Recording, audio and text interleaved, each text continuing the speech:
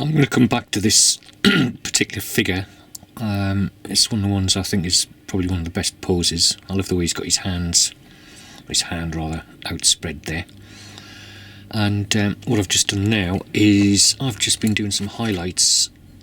With the highlights, what I've done is gone along the prominent parts, the bits that catch the light, like this line down the leg bone and the knees and tips, well, not tips of the toes, but the top of the toes, the nose, around the mouth, the chin, the bits here on the musculature, parts of the hand,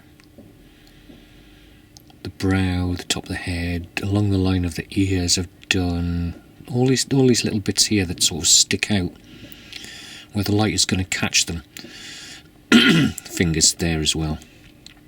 And what I would say about doing this is,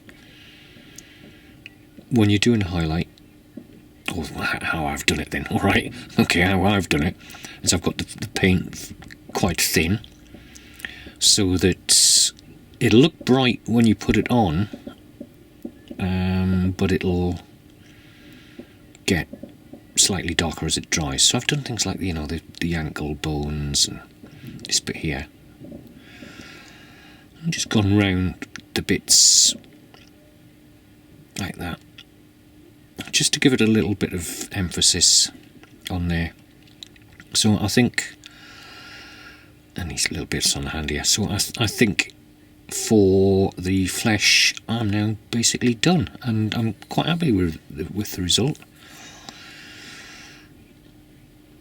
Very happy indeed, in fact. And you know, painting should be fun, and I am having a lot of fun doing these and doing these videos as well. So that's him. And this one again, I've basically highlighted bits that are going to catch the light. Again, I've done this little line up there, which I'm quite impressed with. And the bits that protrude. So I haven't got the world's greatest lighting rig, but I think this does show them off quite nicely. So the next part I'm going to work on is the loincloths, and do some work on the straps for the bags that some of them have as well. And I was intending to do different colours for some of the little bits of strapping they've got around their ankles as well. So yeah, getting on very nicely, having a great time doing them, I have to say. Really good time. Very into the Lord of the Rings, if you didn't know. I started reading the Lord of the Rings when I was about 14, 15, and I've read it more or less every year since then. So I've read it quite a few times, and every time I get something different out of it. And you forget how much detail there is in the books. So yeah, it's a good project to make, and very much something I've always wanted to do. Well, now this bit is going to be a bit fiddly, because I'm about to do the hair, and of course it's quite thinning hair, so I've got to be very accurate with the brush. And for the hair I'm going to be using the basalt grey, because that's what everybody else seems to do, including Mr. Apathetic Fish, whose videos I've been watching. He's been using Citadel paints. He's a great painter, does some great stuff, mainly fantasy stuff, Warhammer, all of that. And he does lots of speeded up videos of his paint jobs, so well worth watching. So look him up, the Apathetic Fish. And now I'm going to get on with doing the grey bits. So I've done the hair. A couple of these guys have got what look like sharpened bones in their hands, so I've done those in the Vallejo Ivory, which is this one. And I've also used that for doing the teeth and some of them I've done the eyes as well. The rest, so basically this one's done. For the highlight on the loincloths, I just added some white to the colour I was using before, which was the flat earth. And what I find best with doing highlight is that you do the paint quite thin, so I put a fair amount of water in there so it's quite runny, because then it will dry fairly quickly. But also, if it's too light, you can always darken it up again, or do a third highlight by just adding a little bit more white to it. But it doesn't spoil the figure if the paint is too thin. It's thin enough, rather. So yeah, I've just added a few highlights on those. Let me just put this one down for the moment. And here's another one. So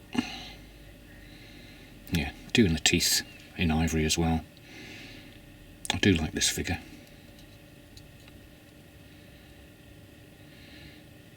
And now they've sort of really come together. I'm quite pleased with the job I've done on these. What I might do is a thin wash of black just on the hair parts, just to bring out the detail on those, because they're basically just grey, aren't they? So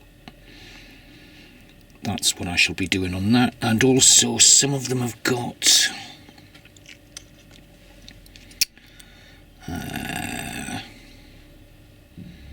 these bags that they're carrying, so I've done those in flat earth as well. And I've just got to do the straps for the bags, which I'm going to do in a brown. Again, some of them have got these teeth weapons, I'll call them. So again, that's ivory. And there's another one here.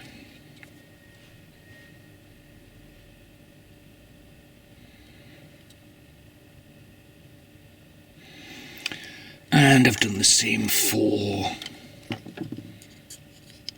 the King Goblin. So I've done ivory on the teeth that he's got on his headdress there. And I've got to do some work on the skull for him as well. Although, it doesn't look too bad at the moment. I've got to finish the leather handle as well, and do something with these shrunken heads that he seems to have on there, and also do a black wash on the grey there. So that's what I'll do now. I'll do the black wash. The black wash.